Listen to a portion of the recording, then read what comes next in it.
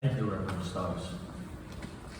I would now like to introduce Barbara Fulton Jennes, Ridgefield's Poet Laureate, for a reading.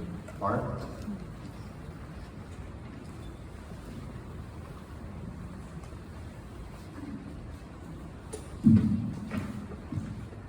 Good evening, everyone.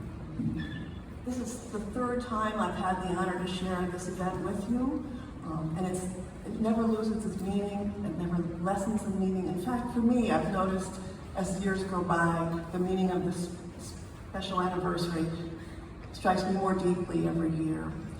Tonight, I'm going to share an epistolary poem, which is just a big fancy way of saying a poem that's written in the form of a letter.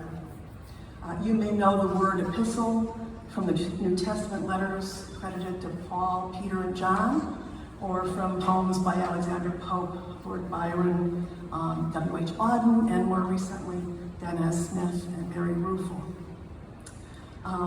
The name of my poem is The Math of Our Missing, math with a TH at the end. I'm an English teacher, a retired English teacher. Math was never my forte, but I did my best in writing this poem. The Math of Our Missing, an epistolary poem to those lost on September 11th, 2001. September 11, 2022.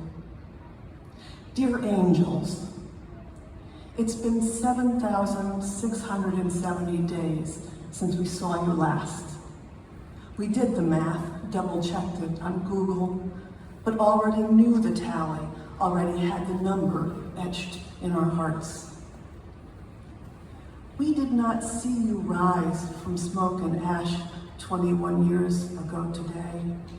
Did not see you rise with our eyes at least, but again, our hearts stepped in, recorded your sure ascent. Where would you go but up? The skies that morning were endlessly blue. They offered no hint or warning.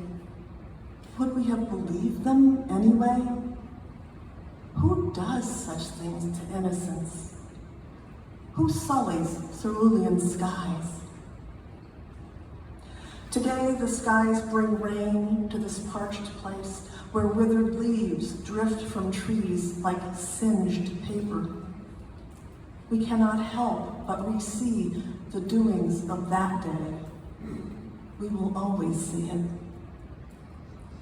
If we knew for sure our words will reach you, will rise like wafted incense to your high realm, we tell you of all the comings and goings, the growings, the sowings of dreams you've missed.